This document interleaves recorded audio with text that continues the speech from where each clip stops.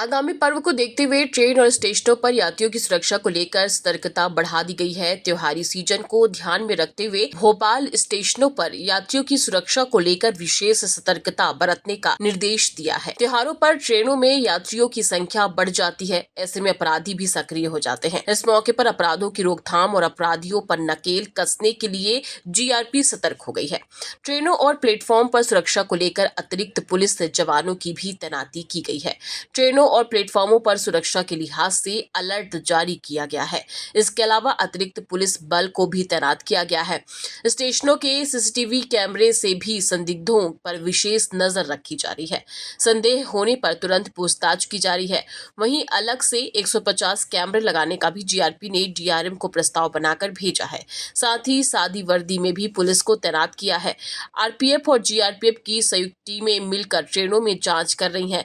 पुराने अपराधियों, जहर खुरानी चोर, मोबाइल चोर, लिफ्टर समेत अन्य सभी अपराधियों की गतिविधियों पर पैनी नजर रखी जा रही है। रिजर्वेशन काउंटर में भी जवानों को तैनात किया गया है। अभी विगत महीने हमने 15 अगस्त में मनाया था, उसके बाद भी कुछ त्यौहार बीच में और मनाए थे, तो रेलवे में भीड़ जो है छुट्टियों के समय से बढ़ने लगती है और त्योहारों में भीड़ बढ़ना स्वाभाविक भी है। अभी आने वाली 7 तारीख को जैसे गणेश चतुर्थी होने वाली है, 16 तारीख को मिलादुन्नबी है, इस तरह के त्यौहार आने वाले हैं। त्योहारों के समय पर छुट्टियां पड़ती हैं तो यात्रियों का आवागमन भी बढ़ता है। तो इस संबंध में जो एक सेट ड्रिल है जो रेलवे की, वो हम करते हैं जनरली। जैसे उस सेट ड्रिल में पार्ट ये होता है कि महत्वपूर्ण ट्रेनें हैं जो हम टॉप 5 ट्रेनों का चुनाव करते हैं जिसमें सबसे ज़्यादा अपराध घटित होते हैं, उन टॉप 5 ट्रेनों में हम अल्टरनेट गार्ड्स चलाते हैं। और इसके अलावा हमने अभी एक नई चीज़ और शुरू की है कि सिविल में हम लोग अपने गार्ड्स को रखते हैं, तो सिविल में वो ऑब्जर्वेशन पे रहते हैं। ये मुहिम अभी शुरू हुई है कुछ समय पहले, और हम ये देखने की कोशिश करते हैं कि क्या गतिविधियाँ उस ट्रेन के उन ट्रेनों को, जितनी ट्रेनें उनके अंदर चल रही हैं, जिससे कि हमें चोरी जैसी और अन्य अपराधों की घटनाओं को रोकने में सुविधा प्राप्त होगी, सफलता मिलेगी।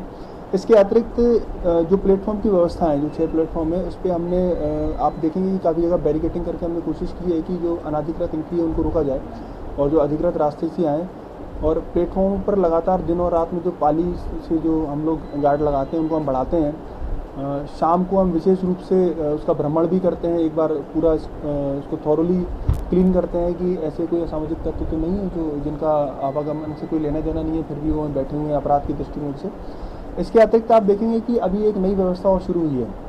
प्लेटफॉर्म नंबर 1 के बाहर जो अभी व्यवस्था चल रही है, ड्रॉप एंड गो सिस्टम यहाँ भी शुरू हुआ है। जिस तरीके से कमलापति स्टेशन पे था, तो ये ड्रॉप एंड गो सिस्टम 1 तारीख से शुरू हो गया है, लेकिन अभी कुछ फॉर्मेलिटीज़ बाकी हैं। तो आप 1-2 दिन में ही देखेंगे कि वो अच्छे से काम करेगा। तो ये जो ट्रैफिक वाली समस्या भी है, क्योंकि रेलवे के आवागमन के अलावा एक समस्या और आती है कि सर्कुलेटिंग एरिया में ट्रैफिक भी बढ़ जाता है, लेने वाले भी आते हैं, गाड़ियाँ आती हैं काफ़ी सारी, तो वहाँ का प्रॉब्लम भी जो इस व्यवस्था से सॉर्ट आउट हो जाएगा।